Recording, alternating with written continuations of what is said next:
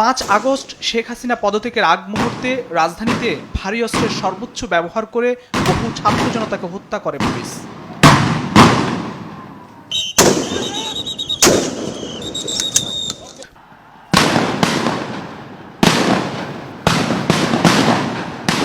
বেলা 12টায় চানখারপুলে নিরস্ত্র ছাত্র জনতার উপর চাইনিজ রাইফেলে মুহুর্মুহু গুলি ছুটছে পুলিশ। খোদ রাজধানীতে দিনে দুপুরে বৈষম্য বিরোধী ছাত্রদের ঢাকা টু লং মার্চ ঠেকাতে ভারী অস্ত্রশস্ত্রে বৃষ্টির মতো গুলি ছোড়া হয় নিরীহ ছাত্র জনতার উপর।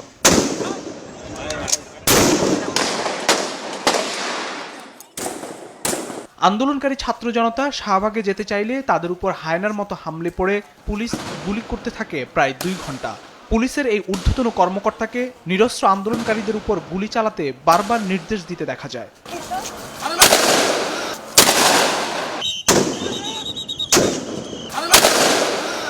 পুলিশের 4টি বিশেষ ইউনিটের কেউ একাধারে গুলি করছে, আবার কেউ আন্দোলনকারীদের পিছু হটাতে মারছে টিয়ার শেল ও সাউন্ড গ্রেনেড। বিপরীতে আন্দোলনকারীদের বেশ কয়েকজন গুলিবিদ্ধ হয়ে মাটিতে লুটিয়ে পড়লেও থামছে না পুলিশের গুলি।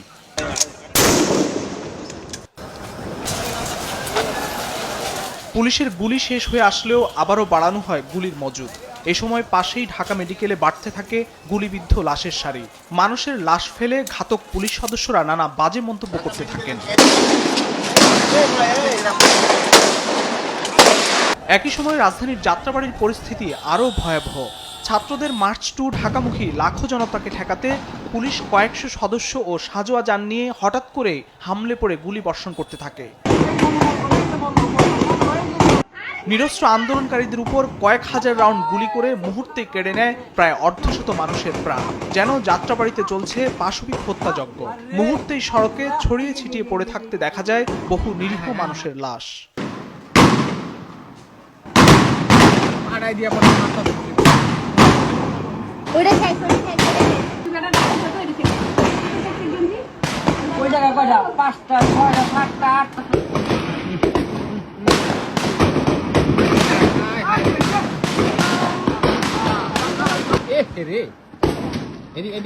ভারী অস্ত্রে নির্বিচারে পুলিশকে গুলি ছুটতে দেখা যায় রাজধানীর রামপুরা আফতাবনগর এলাকায়ও। কারফিউ ভেঙে ঢাকা টু লং মার্চে ছাত্র জনতার অভ্যুত্থান রুখে দিতে পুলিশ গুলি করে রামপুরা, সাভার সহ দেশের বিভিন্ন প্রান্তেও। এদিন সারা দেশে শতাধিক মানুষ নিহতের খবর পাওয়া যায়। ফখরুল ইসলাম, দেশ টিভি, ঢাকা।